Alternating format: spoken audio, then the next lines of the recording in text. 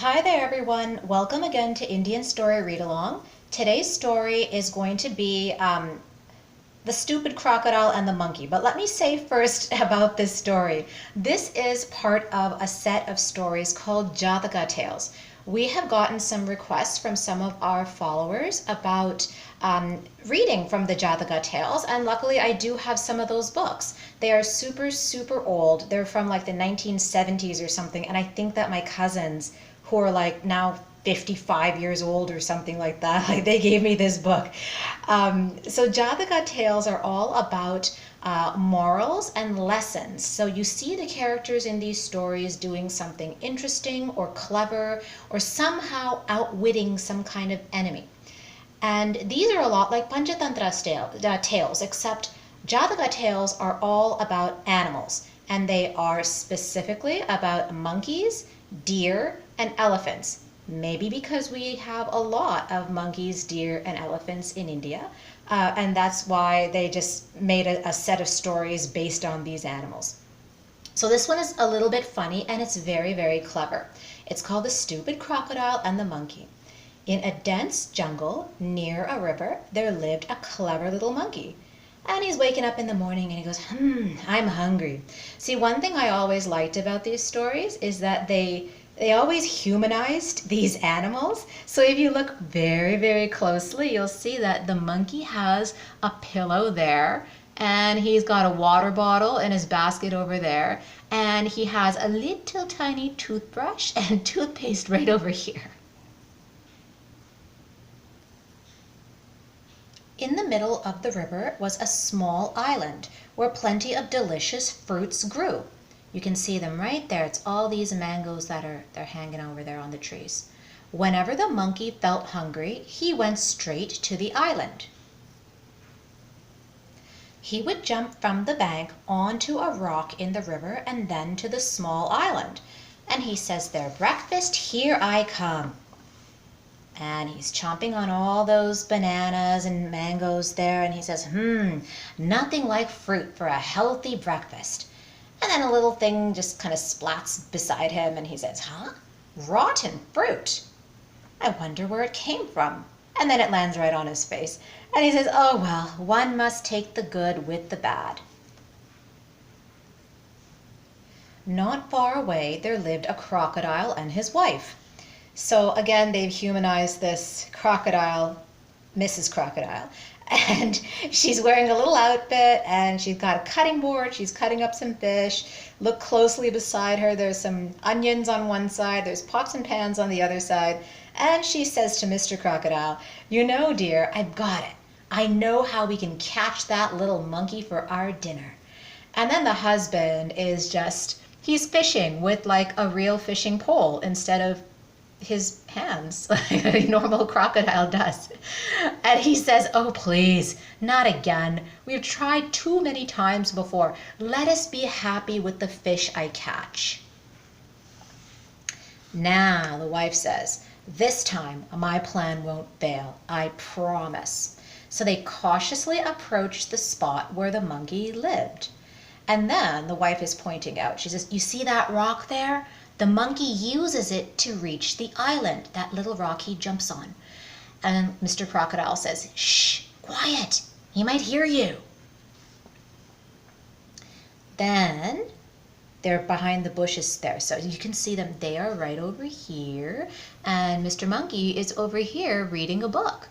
So Mrs. Crocodile says, "When he's on the island busy eating his breakfast, you lie on that rock, this rock. When he has to return, he will think you're the rock. As soon as he jumps on you, kill him." Man, Mrs. Crocodile's not very nice. And Mr. Crocodile's like, this plan sounds good. And you know what? It actually would be a good plan if the monkey weren't so smart. So let's see what he does. The next day, as usual, the monkey set out for the island. "I'm hungry." And then the crocodile's there in the background thinking, "So am I." When the monkey had eaten to his stomach's content, he's looking at that rock and he's like, "Hey, that's strange. That rock looks bigger today." And you can see the crocodile's little tiny legs just kind of poking out on the side there. Now, the monkey is quite smart. Think about what his logic is, the reason why he thinks the rock looks different. So he has a whole bunch of points that he's considering. The river has not gone dry for it to look bigger, meaning the water level of the river is not any less than it was when he had jumped onto the island. Then he's thinking, I'm sure it's that stupid crocodile up to his tricks again. I won't jump until I'm sure. Very smart idea, Mr. Monkey. So then, here, he's going to use this trick. He goes, let me see if this idea works. Hello, Rock. How are you today, my friend? He calls out. The monkey called over and over again. Why aren't you speaking to me today, Rock? Have I annoyed you? And so now you see that it really is the crocodile. His head and his legs and tail are below the water. So the crocodile's thinking, it looks as if this rock used to talk to him. I better reply. Now, here's the part where the crocodile's stupid. Rocks can't talk. And he has to think, look, if I'm just quiet, maybe this monkey will jump on me. But he does not think that. Instead he answers, what is it, monkey? He says. Monkey says, you look rather big today, Rock. And he doesn't even pretend like he is a rock for that long. He's like, okay, I'm tired of this. I'm not a rock. I'm a crocodile, and I'm going to kill you for my dinner. And then, here he is. Monkey's pretty smart. He goes, I was right. It is him. Now I'm in real trouble. I must think fast. Because he's not at his home. He is on the island with all the food. He needs to somehow use that rock to get back home. So how's he going to get back home? Light bulb moment, literally, for this monkey. I've got it. I've seen him eating many times before. Whenever he opens his mouth wide, his eyes always close. So here's another way that this monkey is very, very smart. He has been observant about his surroundings, and he has been watching this crocodile, whether he thought it was necessary or not. So he's looking at this crocodile at other times, and that information is what may save him right now. So here's his plan. He says, I'll tell you what, crocodile, you open your mouth wide and I'll jump right into it from here. And the crocodile actually believes this. Here's another way that the crocodile is not too bright. He says, good, this is going to save us both a lot of trouble. Monkey's thinking, that's what you think, friend. And then crocodile says, okay, get ready now.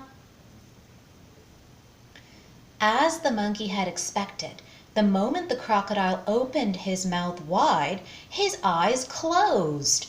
Now's my chance, thinks the monkey. I'll jump on him and onto the bank. I'll have to be quick.